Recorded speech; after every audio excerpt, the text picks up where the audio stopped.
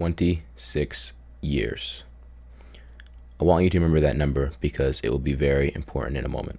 That is, if you have the attention span to make it long enough. If you were to live to 90 somehow, that would mean that you would have been alive for 1,080 months. So for the sake of argument, if you're currently around 18 years old, then that means that you have about 864 months left to live, assuming you live to 90. 531 of those months go to sleep, school and work, eating, driving, errands, and the bathroom.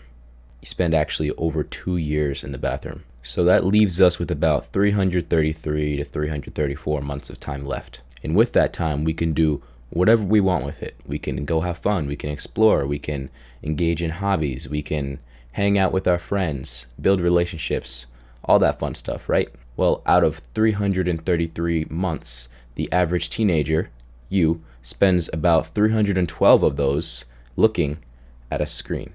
I want you to pull out your phone and go to the screen time settings.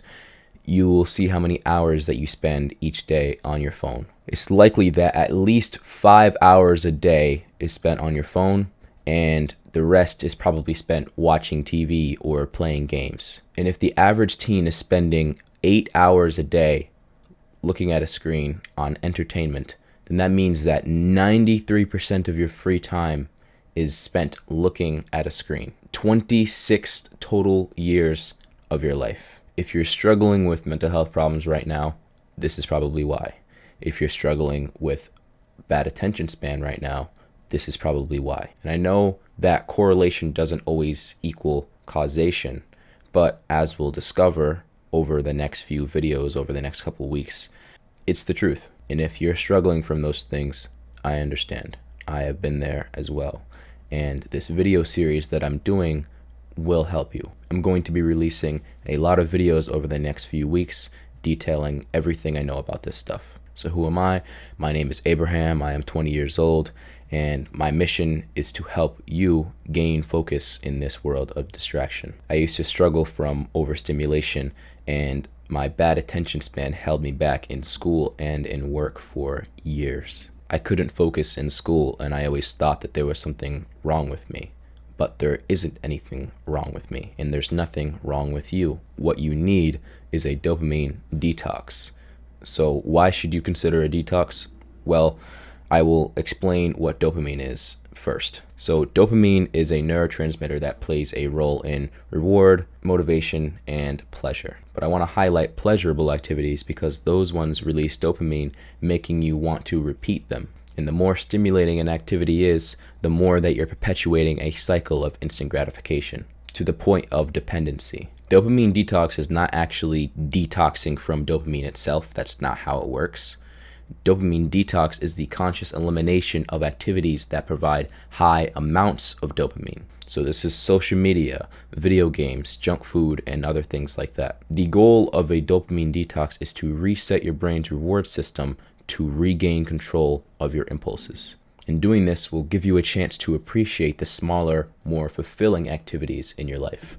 This will improve your focus and productivity through narrowing your concentration. And it will just improve your overall well-being by finding joy in regular, less stimulating and stressful activities. So I have a list here, and I'm going to go through some signs that you may need a dopamine detox. So I have a feeling that one or many of these things are going to stand out to you. So listen closely.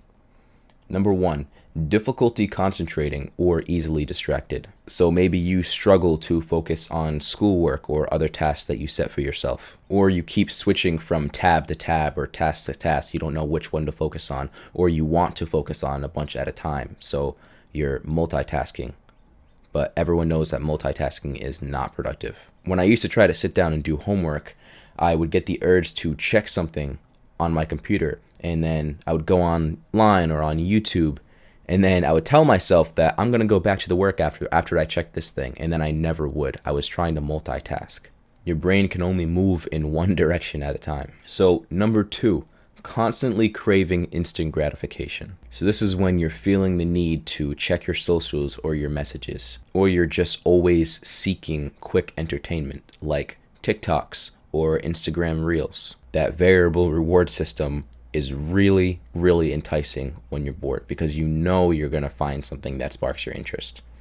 It's just a matter of time. When I used to play video games, I would watch Instagram Reels in between the games during the loading screens. I honestly had no idea at the time that I was maximizing brain rot, but I was doing like a brain rot speed run, playing Fortnite, and then in between the games, just scrolling Instagram Reels. Oh, that was so terrible. Versus now, the other day, I was waiting in a doctor's office for like 2 hours, and for one of the hours, I just read a book. And then for the other hour, I kind of just sat and stared at the wall, which is not something that I ever would have been able to do before. So if you can't just be, then that is a problem. So number 3 is similar, but a little bit different. And it's feeling unmotivated or bored easily. So this is specifically when you're losing interest in hobbies that used to be enjoyable for you. And when you're doing those things, you're always bored and you're restless and you just want to do something more fun, more stimulating. I've always been more of an outside kid growing up. I've always been scootering, biking and skateboarding and jumping over things and climbing trees and all that stuff. I've always been an outdoors kid. But everything changed back in 2018 when I got my first PlayStation. So I went from being a kid who was outdoors all the time to playing video games for 16 hours a day. At my peak, that wasn't daily, and on top of that, I had just gotten a phone with internet access too, so it was just doubled. Suddenly, I didn't want to play outside anymore the way that I used to. I still did occasionally, but it didn't bring me the same joy as it did before. I used to have so many different interests like origami or just random things like parkour, just all types of things that I used to do for fun when I was a kid that I just suddenly stopped doing. And I know people might be saying, well, you just got older, that's what happened, you didn't want to play outside anymore. But I would disagree strongly with that because I play outside now. Like I go outside and I like to just play hacky sack with myself, or like when I go to the park, I just jump over stuff. I fell out of a tree a couple weeks ago.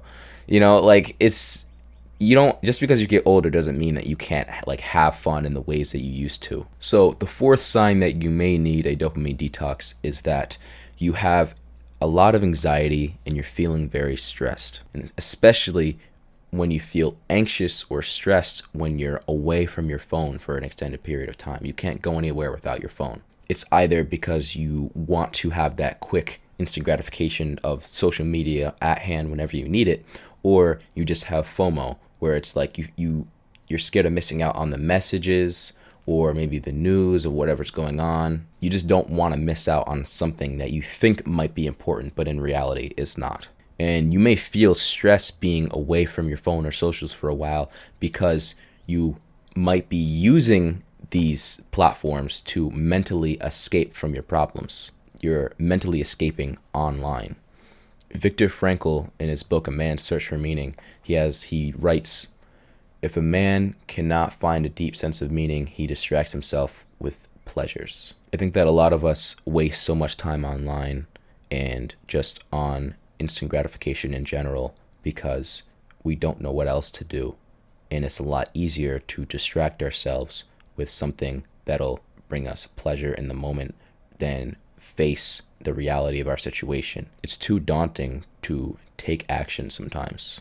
So we choose distraction, and distraction leads to inaction. I remember back in 2020, I was chronically online, and I'm sure as you guys remember, that was a terrible year. That was when COVID hit, there were protests, there was the elections, there were so many things going on, and being on TikTok during that time period was just terrible.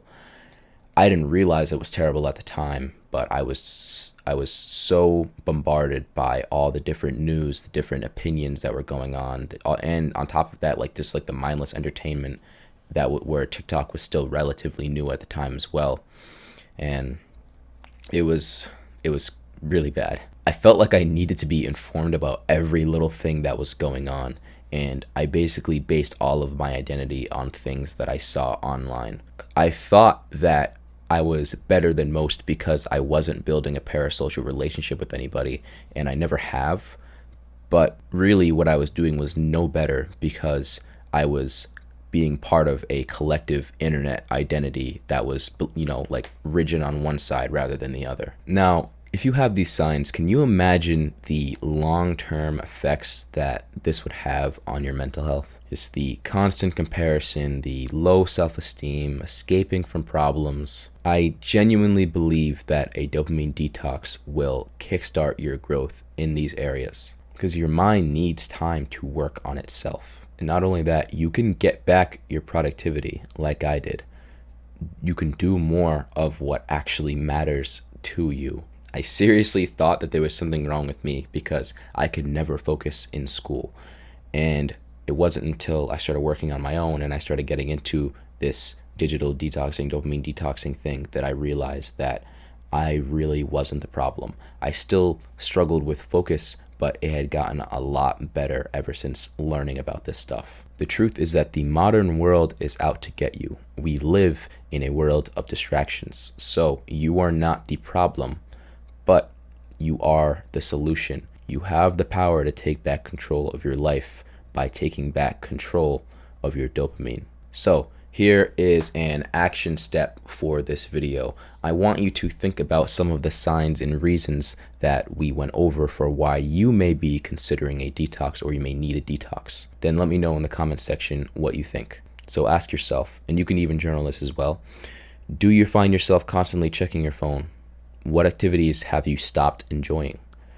How many of these signs resonated with you? Over the next coming weeks, I'll be releasing the next videos in this dopamine detox series, as well as some other big things coming out very soon as well. And the next video will be how to do a dopamine detox. So I will share practical steps that you can take to start your dopamine detox and reclaim your focus. We are already more than halfway through 2024, and if you're anything like me, some of your New Year's resolutions may have fallen by the wayside or you have just completely forgot them. And it happens.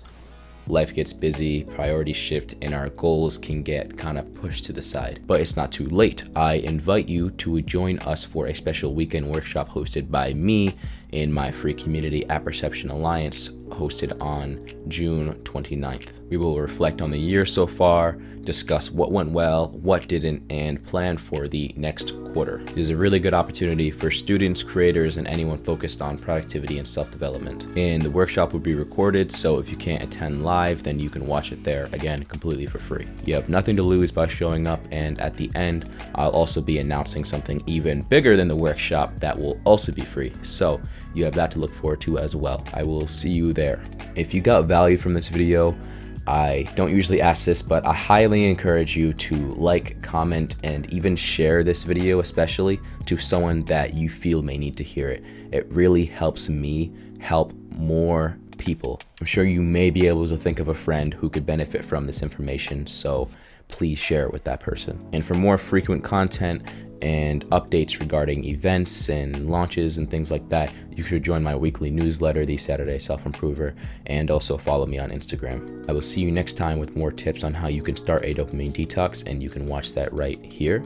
And with that all said, remember, purpose is your priority and distraction is your enemy.